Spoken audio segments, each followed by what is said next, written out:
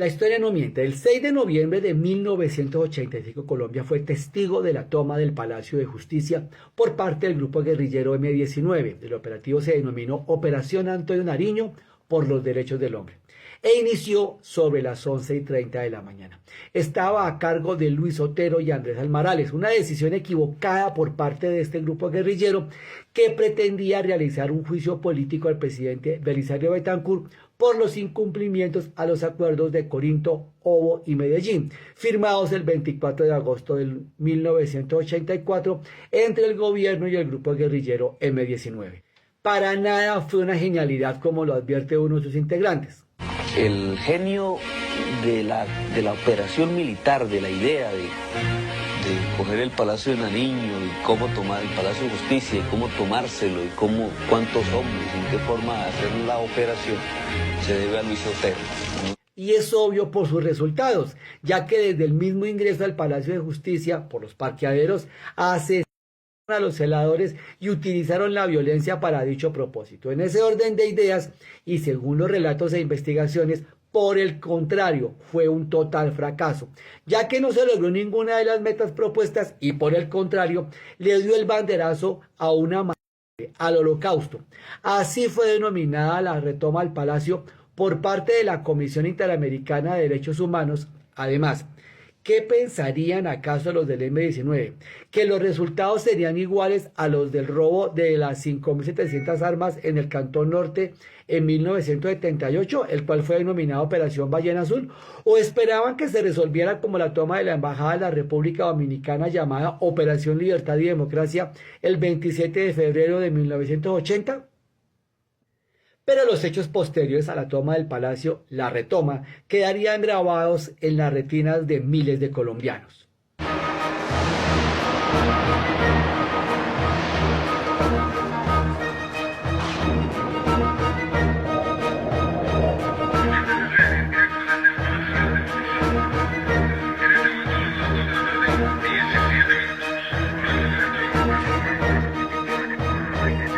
Serían 28 horas de disparos, explosiones y descontrol por parte de las fuerzas del Estado que dejaron más de 100 muertos, entre ellos 12 magistrados. Serían además 11 desaparecidos y otros tantos torturados. Durante 14 horas la estudiante de Derecho del externado vivió su propio holocausto. Fue torturada y vejada por militares que la creyeron guerrillera. A mí me tomaron por el cuello, el señor que está en la foto, por el cuello no, por el cabello, y me apunta con un arma aquí. Y me decía, perra guerrillera, hijo de tal, te voy a matar. Apenas era rescatada del fuego cruzado junto con su compañero Eduardo Matson y ya empezaba su calvario. Algunas teorías apuntan a que el uso desmedido de la fuerza por parte de las fuerzas militares, policía y agentes del Estado se podría considerar como un golpe de Estado, pues posiblemente el presidente Belisario Betancur habría perdido el control de la operación, dejando el mando total a las Fuerzas Armadas, las cuales cometieron acciones que llevaron a la tortura, muerte, asesinato y desaparición de decenas de personas que estaban dentro del palacio. Algunas investigaciones y expertos plantean que ese golpe de Estado por parte de las fuerzas militares estaba respaldado por la inconformidad planteada por el comandante del ejército Miguel Vega Uribe y del ministro de Defensa general Fernando Landazaba, a lo acordado con el M-19. Otros textos e investigaciones apuntan a cobrarle al M-19 lo ocurrido en 1978 con el robo a las 5.700 armas al Cantón Norte, donde hicieron quedar en ridículo al Ejército Nacional. Los cercanos dijeron en su lenguaje que iban a desaparecer a una guerrillera que ellos creían que estaba disfrazada de civil. Esperamos que si está la manga no aparezca el chaleco, cambio. Los guerrilleros están pidiendo ropa de civil al personal que se encuentra de rehén todavía a fin de poder evacuar el edificio, cambio. Oiga, es increíble, habla Alfonso Yaqui, el segundo al mando de este operativo. El presidente de la República no le ha pasado el teléfono al presidente de la Corte y se va a morir porque el presidente de la República ni siquiera con su poder jurisdiccional. Es increíble, el M-19 no es el que se ha tomado el Palacio de Justicia, se lo tomó los tanques del ejército. Es lo increíble, el ejército hizo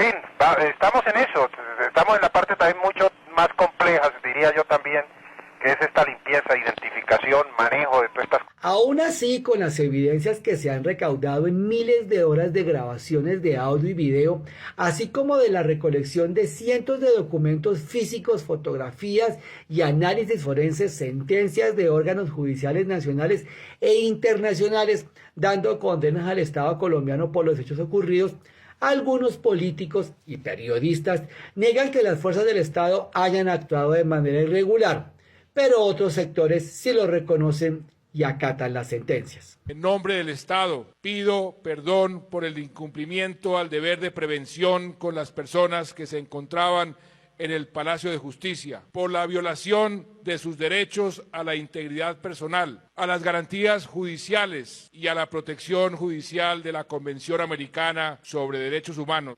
Otro punto para tener en cuenta es que según las investigaciones realizadas desde diferentes fuentes, aseguran que la inteligencia del Estado y las fuerzas militares e incluso algunos medios de comunicación y posiblemente algunos periodistas ya estaban al tanto de lo que podría ocurrir ese día, por lo que los batallones estaban en acuartelamiento de primer grado. Esto no es menos importante, pues teniendo seguridad por parte de policía, el Palacio de Justicia, dadas las recomendaciones presentadas en los consejos de seguridad, pues desde ese edificio se llevaba el proceso del proyecto de extradición y a los magistrados que llevaban ese caso habían recibido amenazas por parte de los denominados los extraditables, encabezados por el líder del cartel de Medellín, Pablo Escobar Gaviria. Aún así, pocos días antes de la toma, la seguridad, la policía y ejército fueron retiradas del edificio y se le dio esa tarea a una empresa privada de seguridad. Aún después de 40 años, no se tiene claro quién dio la orden de realizar ese movimiento que benefició el ingreso por parte del grupo guerrillero M-19 al edificio. Las teorías que apuntan a que sería el cartel de Medellín el que financió la toma han sido desvirtuadas por integrantes del grupo guerrillero, así como de integrantes de los narcotraficantes como Carlos Leder. Dentro de las armas que tenían los guerrilleros no contaban con armamento pesado para contrarrestar los cañones de los tanques de guerra, que, ojo, coincidencialmente estaban situados por esos días muy cerca al Palacio de Justicia, un hecho que no era habitual, o para repeler el abultado ataque del ejército hacia el M-19, lo cual indicaría los muy bajos recursos con los que contaron para la toma, en contraste con los mencionados $2 millones aportados por el cartel de Medellín. No olvidemos que además de los expedientes para extraditar a narcos en ese alto tribunal, también se llevaban por parte de los magistrados procesos judiciales y condenas contra miembros de las fuerzas militares.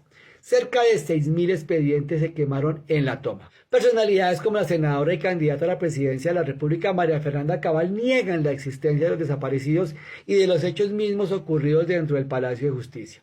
Podemos hablar con María Fernanda Cabal, que es senadora colombiana. Fue precandidata presidencial y opositora de Petro y pertenece al Centro Democrático, partido del expresidente Álvaro Uribe. Pero como la izquierda tiene esa capacidad de torcer la realidad, de asesinarte y convertirse en víctima, inmediatamente se inventaron unos desaparecidos que nunca se desaparecieron. Pues el Alto Tribunal Internacional ha condenado al Estado colombiano por su responsabilidad en la desaparición de 11 personas que se encontraban en el Palacio de Justicia los días 6 y 7 de noviembre del año 1985. Según el fallo, el Tribunal Internacional declaró responsable internacionalmente al Estado colombiano, abro comillas, esto hace parte del fallo, por ciertas violaciones de derechos humanos cometidas en el marco de los sucesos conocidos como la toma y la retoma del Palacio de Justicia. ¿Pero qué piensan las víctimas de estas afirmaciones de Cabal, que niegan las desapariciones y los hechos violentos por parte de las fuerzas militares? Pues bueno, yo creo que es inconcebible, ¿no?, que a más de 38 años con videos en los que se ven salir las personas con vida, con sentencias nacionales e internacionales, aún se dude de que existen desaparecidos. En pleno 2025 siguen las condenas a los militares integrantes de ese fallido golpe de Estado y de ese genocidio por parte del Estado. Durante casi 13 años, un juzgado mantuvo la versión de que el general retirado del ejército, Iván Ramírez Quintero, no había participado en los interrogatorios y la posterior desaparición de la abogada y presunta guerrillera del M-19, Irma Franco, durante los fatídicos días del 5 y 6 de noviembre de 1985 en el Holocausto del Palacio de Justicia. Pero desde que ese fallo fue proferido, lo apeló el abogado Germán Romero. La decisión del Tribunal de Bogotá de responsabilizar de la desaparición de Irma Franco al general Ramírez y de condenarlo a una pena de prisión intramural de 31 años, 10 meses y 15 días, fue calificada por el abogado Germán Romero como la noticia más importante para las víctimas del Palacio durante los últimos 20 años. Mantener la democracia, maestro. La noticia: no paran en Colombia las reacciones por la confirmación de la condena a 30 años de prisión contra el coronel retirado Luis Alfonso Plazas Vega. La desinformación es la bandera desde las dos orillas, los que buscan ocultar que existen dos responsables de estos hechos. Claramente el grupo guerrillero M-19 por dar inicio a la toma del Palacio y las fuerzas militares, y por el mismo carril del Estado por las pésimas decisiones tomadas y las acciones realizadas, en las que, según los informes e investigaciones, los muertos, torturados y desaparecidos fueron el mayor número de responsabilidad de agentes del Estado y las fuerzas militares. Un dato final y no menor: Álvaro Uribe Vélez, como senador, fue el que en 1992 promovió el indulto a los integrantes del grupo guerrillero M-19. Gustavo Petro fue uno de los favorecidos de esos indultos. Se llamó la Ley de Reindulto, la Ley 7 de 1992, que extendió el perdón incluso sobre los delitos que la Ley 77 del 89 habían dejado fuera. En la práctica significaba que el Estado cerraba definitivamente los procesos penales contra quienes ya se habían reintegrado a la vida civil. Años después, el mismo Álvaro Uribe Vélez crearía la Ley de Justicia y Paz con penas alternativas para paramilitares. Entonces sería Uribe, en el 92, uno de los arquitectos de un perdón total para los hombres del M-19. Gustavo Petro, según reporte de los mismos integrantes del grupo guerrillero, no era ni fue estratega militar, era más de ideas que de fusiles, y que gracias al indulto de Uribe se convertiría en político, congresista, alcalde, senador y hoy es presidente. Pero además sería uno de los mayores contradictores, pues sería el mismo Petro, junto con Iván Cepeda, el que denunciaría la vinculación presuntamente de Uribe con el fenómeno del paramilitarismo en Colombia, y todo lo demás que se vendría con Iván Cepeda, Diego Cadena, y la condena en primera instancia a Uribe a 12 años de cárcel. La historia no miente.